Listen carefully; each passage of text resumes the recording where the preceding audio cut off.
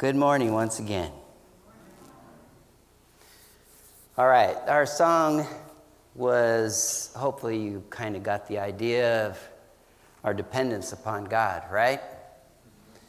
So I'm going to start this message with a child, and you're going to have to follow along with me and see if you can figure out the child that I'm actually thinking about or talking about, right? We talked about the Bible and its authoritativeness this morning in Sabbath school, and I love the information in the Bible, the history that's in the Bible, the people, the stories. That's what the Bible is all about. It's the people, it's their lives. It may be some single aspect that's recorded about their life, but it touches us, right? It has meaning because it was recorded, and we can actually take something from that and apply it to our lives. Well, this is about a young girl. She's born in a time not the best and not the worst. It's in a land that was actually settled by Abraham's family. So I'm not going to give you more clue than that right now, but you'll just have to follow along with me. This girl, she is surrounded by family and friends. And she is exposed to many images that her family considers gods. So it's that era. Now, I know there's been many eras where images were worshipped as gods, right? They gave them names. They gave them specific powers. You know, they were the god of this or the god of that. And this girl is brought up in that environment, right? So why does she become somebody that I want us to talk about? Well, let's continue on with her life. She's just young. And somehow she actually gets through this. One of the gods that these people actually serve, is that the right way to put it? It's not really a god. It's really just a block of wood, a stone, or whatever that they gave a name to. But they do atrocious things in these names of these idols, right? Have you ever heard of the one that they called Chemosh, something like that? You know, this is one of those idols that they actually worshipped in that time. Worshipped. We're worshiping today, aren't we? But you know, you can worship anywhere you are. You know what worship is?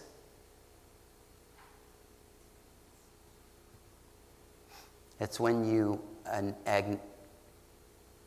accept that God is your creator, is your everything.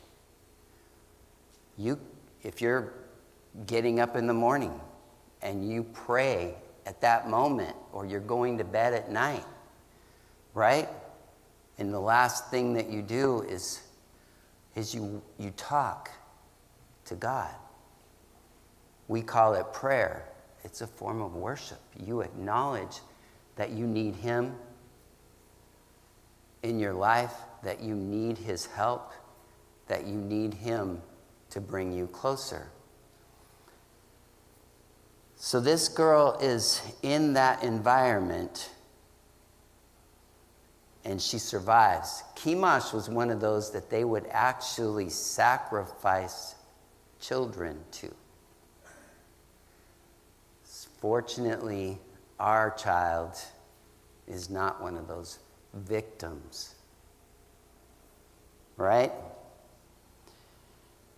Now, while still young, some very distant relatives happened to move into their community. It's one of those times when the crops aren't producing quite as well in the land where her relatives live. I say relatives, they are distant relatives. So they moved to a place where the crops are still growing very well, right? And it's distant relatives. They feel like they'll be accepted in this land, and they are. So, and yet, like I said, this young lady is still relatively young. This family that moves into their community has 2 children. And the children both happen to be boys.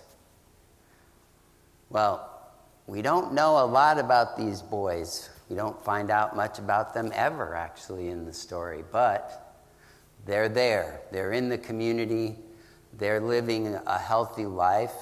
They may also be subjected to these idols. Again, I don't know. We're surmising just based on what we know about history and what we can read about what archaeology's also discovered over their studies and their finds. So at some point, this young lady and this family must meet. They must either be close, or maybe they actually get together for picnics, for celebrations, for birthdays. I don't know. Do you ever wonder how they celebrated birthdays in ancient times? I don't know. Did they bake cakes? Did they roast a calf? Who knows, right? But it's a celebration from time to time. Maybe they celebrated over these strange idols, and did some kind of celebration to them. But they were a community, and they were an agrarian community. You know what agrarian is? I had to look it up. Well, it kind of gives you the clue. Yeah, ag. What's ag? What do we know of? Right? Agriculture, right? So there's probably farming going on where they're planting in the fields. We know that because they moved there for that reason. But there's also the other kind of farming which involves livestock, right? And they probably, being from where they might have been, they might have actually had sheep, might have had cattle.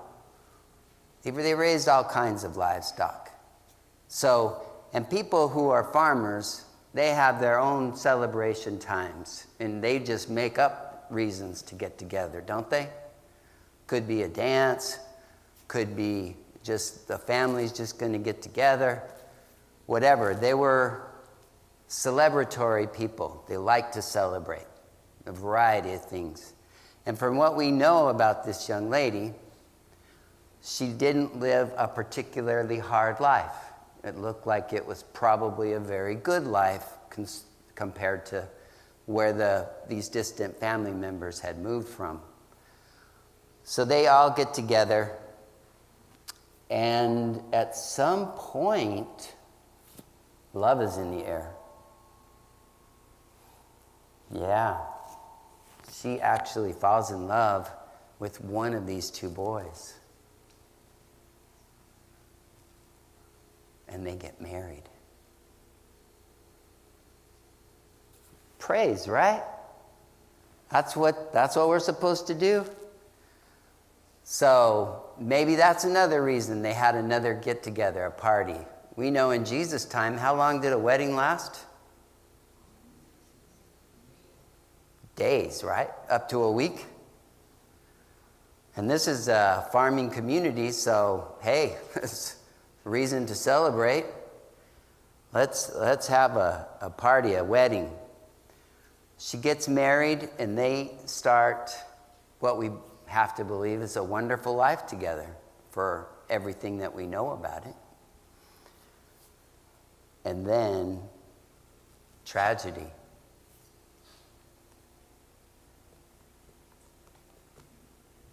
First, her father-in-law dies. We don't know how. We don't know why. And then more tragedy. It's about 10 years. And her husband and her brother-in-law die. Again, we don't know how. We don't know if these two were soldiers, if there was an accident in the field, if there was a disease. But whatever happened, it seemed to only affect these men because the women survived. So, anybody figured out who I'm talking about yet? Ruth. Did you ever think about what Ruth's childhood had been like? I hadn't, because we read the book of Ruth, and it just kind of starts with her getting married, right? It tells us a little bit about the family. You remember what family moved there? Did you recognize the land that Ruth lived in before she moved? Anyone? Moab. And which one of Abraham's family members kind of settled in that area? Esau's from Edom. Lot. Yep. And that's another story altogether, and it's really not a very pleasant one, but when you think about where Lot's descendants came from, do you remember that story? It's after they escaped Sodom and Gomorrah. Now, I know my title of my sermon is Love Without Condition, and I'll get there, but I like to build our background, right? So how did Lot's family continue? Through his daughters? And what did his daughters actually do? It's kind of not really polite to talk about in mixed company, is it? But they basically seduced their father and had his children, and that's where the descendants of Lot started. And there already was a community there. It was a small town. Anyway, and it becomes the land of Moab. And there's people that are called Ammonites that are in that area. Ammonites also worship some very awful images, shall we say, idols. But anyway, so you get the picture here. The family of Naomi and her husband's name was Elimelech, from Ruth chapter 1. And they decide to move the family to Moab because, as I said, it was hard times in their land of the Israelites. In fact, they're from the area of Bethlehem.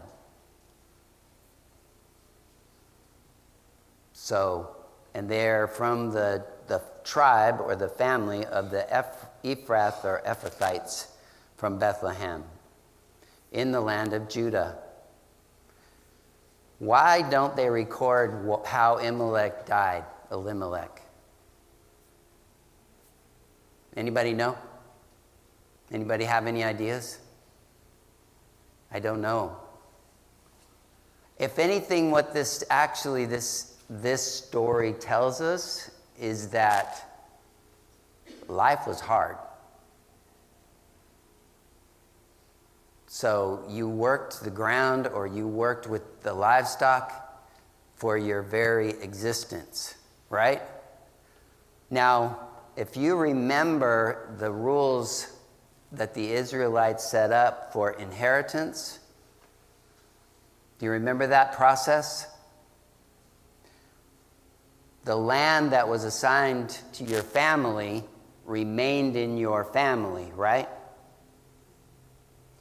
as long as there were sons for it to be passed down to. Well, now Naomi is kind of at the mercy of her sons and their brides in the land of Moab for 10 years. So she's being supported because their culture during that time also was sons took care of their mothers, their parents. That's why it was so important for women to not only want, but to have children. There are people today who just choose, we don't want any children, right? Because there's nothing for an inheritance per se to travel to, or for their caretaking to be dependent on. Here in the United States, under Roosevelt, we established a version of caretaking called Social Security, so that the elderly, if they were too old to be able to work, or maybe hadn't saved quite enough money, for whatever reason, they could be taken care of by the government, which we the people are supposed to be the government of the United States. So we the people agreed to take care of our elderly through Social Security, right? But in these times, there wasn't any Social Security. If you didn't have a son, where else do we hear about the importance of a son in the Bible? If we skip around a little bit, it's Elijah's time, isn't it? The widow and her son. Because what happens to her son? I'm bouncing a little bit. Bear with me. What happens to her son? And how did that get fixed? Because the widow is distraught, right? Her son's dead. She's distraught for two reasons. Her son is dead. Family is important, aren't they? Family is who we are. But there's a second reason why she's distraught. If her son cannot grow up to take care of her, she'll be dependent on everyone else. She'll be a beggar in their community. That's what they were reduced to, right? So Naomi is dependent now on her sons and her daughters-in-law. And then the worst thing happens. What happens to the boys? We don't even know which one was married to Ruth.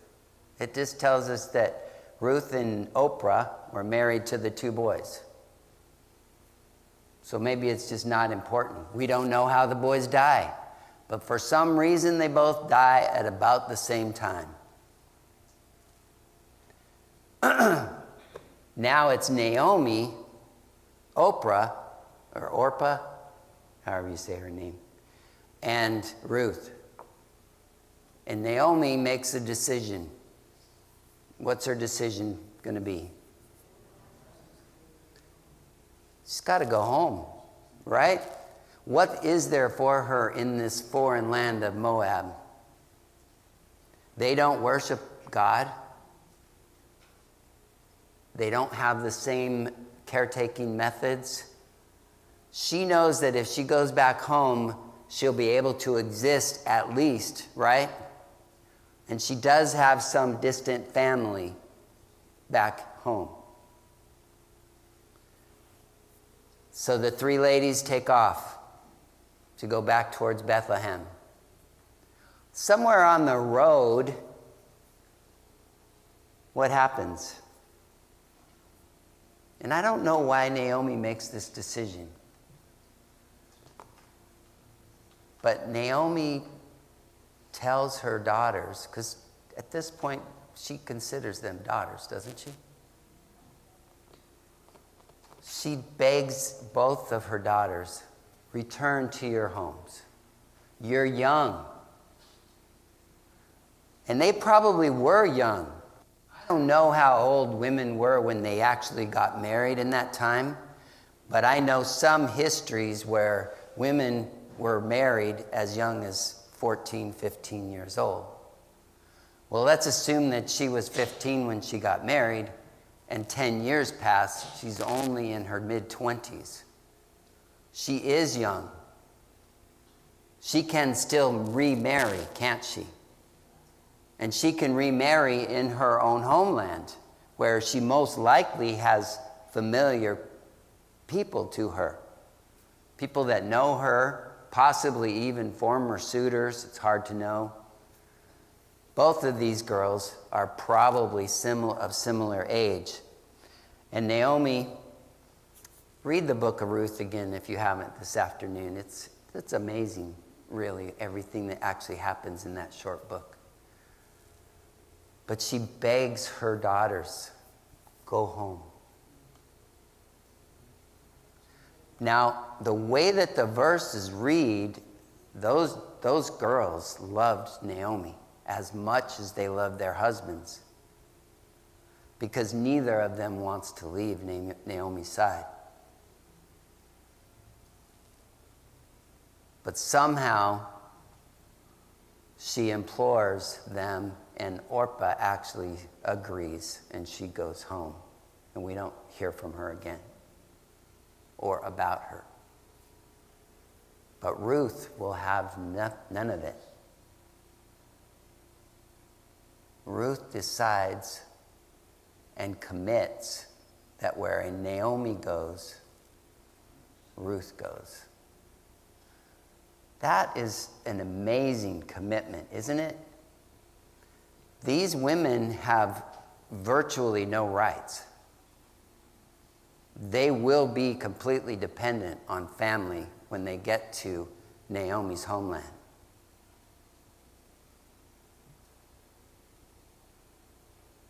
And yet Ruth decides to go ahead and follow her home, because Ruth knows that she's strong, that she'll do whatever it takes to care for them both. That's her first act of love without condition. Ruth gains nothing from this act. It's a pure demonstration of her love for Naomi, of her love for family. And it also makes me think that Ruth did not follow the idol gods of her homeland. That somehow Ruth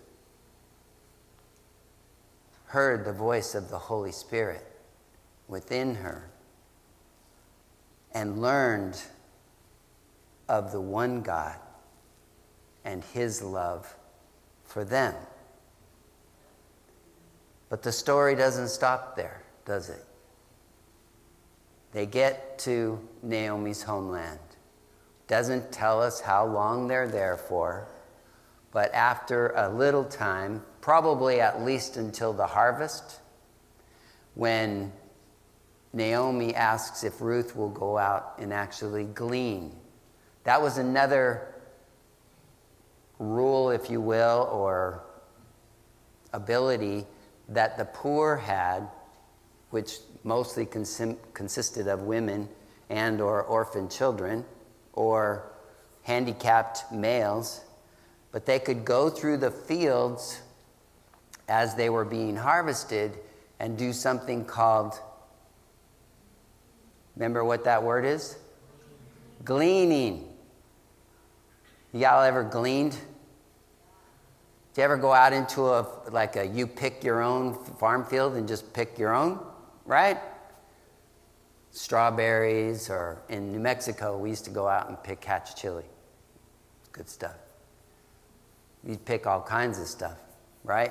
You can pick vegetables, peppers, just regular green peppers, but pecans, There's a lot of gleaning of pecans in southern New Mexico because you shake the trees and then you go pick up the pecans and you do not pick up all the pecans. And you do not get all the nuts to fall at the same time.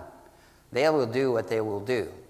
So there was pecans on the ground virtually all year round, but especially in the fall.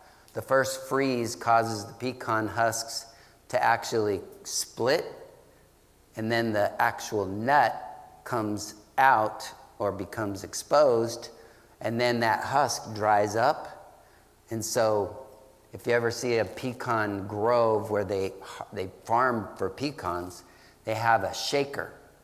And it's this device they'd have on a tractor, and it goes out and they attach it to the trunk of the tree or one of the really stiff branches, and it shakes the tree branch just like that. And a lot of those pecans just fall. And they're smart about it, so they've got this huge net underneath of it. So as soon as all these nuts fall, they just pull the net up and away they go, right? So it's a harvesting method. The harvesting method for what they were doing, and this is a time when they're actually harvesting barley, right? That's what she goes out to actually glean, is in a barley field.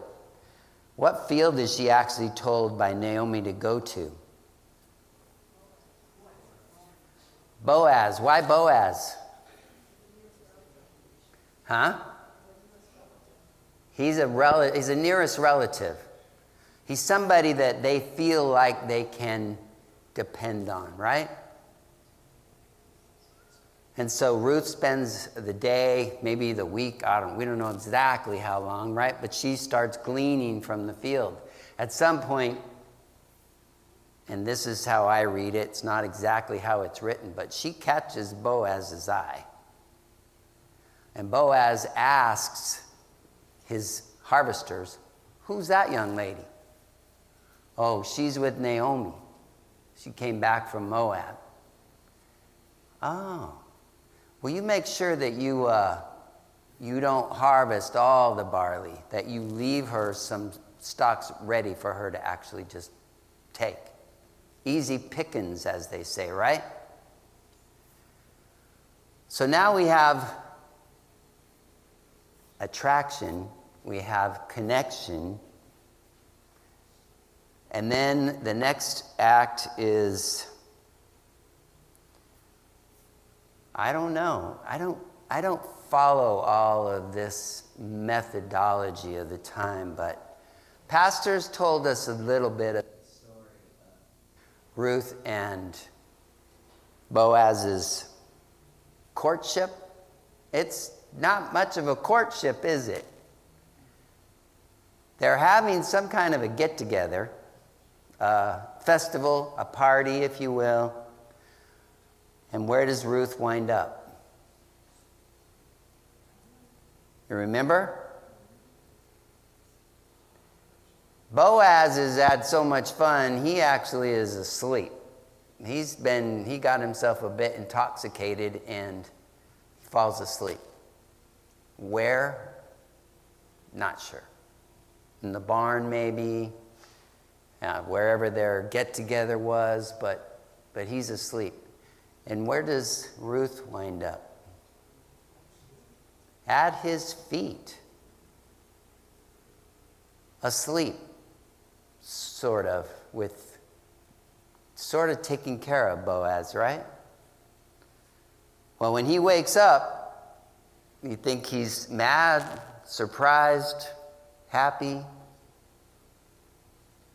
What emotion do you put with Boaz at that point in time?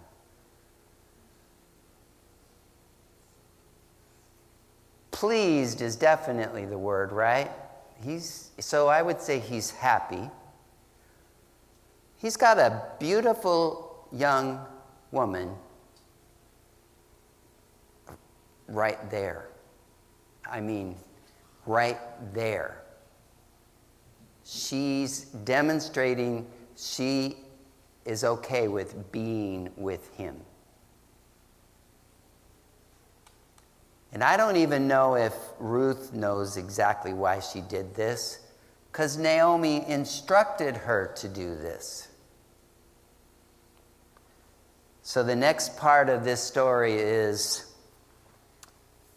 Boaz is intrigued, and he decides to find out more about what he might be able to do with Ruth. Now, Naomi has property that her family, her sons, should have inherited, right? Ruth has rights to nothing, does she? Other than by the marriage to one of Naomi's sons. So Boaz starts investigating. Well, this property over here probably should go to that relative. They're the next closest relative to Elimelech. And yet, what has to be done in that time in order for that relative to claim that property? It's a really cool word. You remember? It has to be redeemed, which means a price basically has to be paid in order for this land to go to that relative. And that relatives discussed the option, and they choose not to redeem the property, at which case they would also be engaged to Ruth. So it's sort of a complicated methodology, but it keeps the property in the family. So Ruth is the legal daughter-in-law of Naomi, and it would more or less keep the property in the family. The relative decides they don't want to. I don't know if they didn't want the bride or they didn't want to do the redemption. But Boaz does. Now, Boaz is in love, and yet this love is going to cost him, isn't it? His love is also one without condition. He's not breaking any rules. He gains nothing but a beautiful bride and, yes, some property that essentially he's paying for legally. So Boaz and Ruth get married, which means that Boaz must not have already been married, because I don't know that at that time they were having multiple wives, but we don't believe he was married to anyone else, right? Hard to say. So they get married, and the love continues.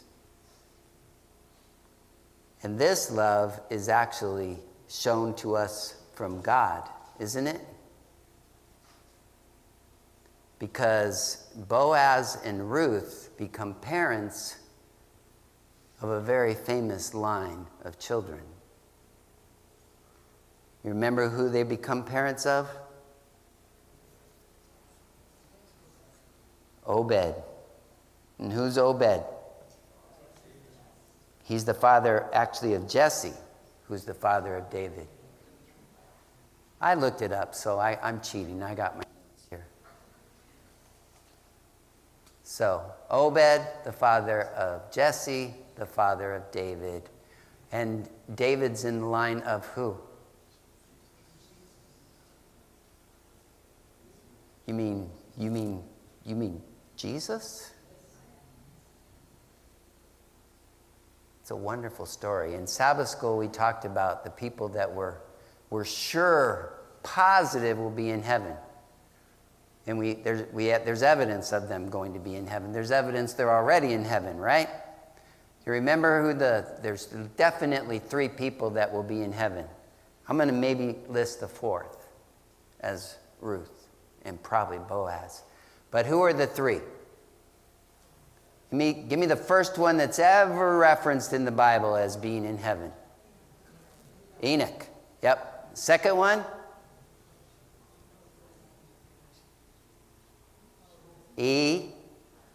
Elijah. Right? And the third one, the reason that we know he's in heaven? Moses. And why do we know he's in heaven? Because he was with Jesus, right, at Transfiguration, right? So, I'm going to quit on time, but I want to give a couple more quick examples. And this one's been talked about many times, right? Love without condition. You can't end a message like this without talking about the father of the prodigal son. Too much is given about the love that the father has. That's evident.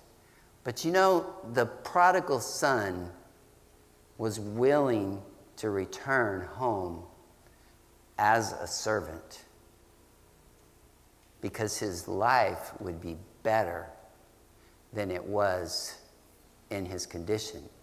And who did he have to blame for his condition? It's that old story. Well, you can look in the mirror and count how many people there are to blame for where you are. Right? The prodigal son's father is an amazing example of love. A son leaves you, that had to have nearly crushed his heart. God's story for us, we are the prodigal son, aren't we? We broke God's heart when we left him. So the stories that Jesus tells us are not just stories. They mean so much more. We're going to learn so much when we're face to face with our Savior about real love, about love without condition. He came and gave it all for the hope of one of us accepting him. No demands, no requirements, but he gave us the opportunity. So let's choose him and remember, if nothing else, one of my coworkers, we had a early Thanksgiving dinner at work today, or this week, past week. We're standing in the food line, and he likes to talk. And he was talking to another one of my coworkers and I about he was so mad at his sister who harmed him in some way. And the suggestion was just forgive her. Oh, I can't forgive her. Why? Well, she's got to come ask for it first. No, she doesn't. You know who has the power to forgive? Look in that mirror again. That's love without condition. Don't expect them to ever ask for forgiveness. Just give it to them. That's it.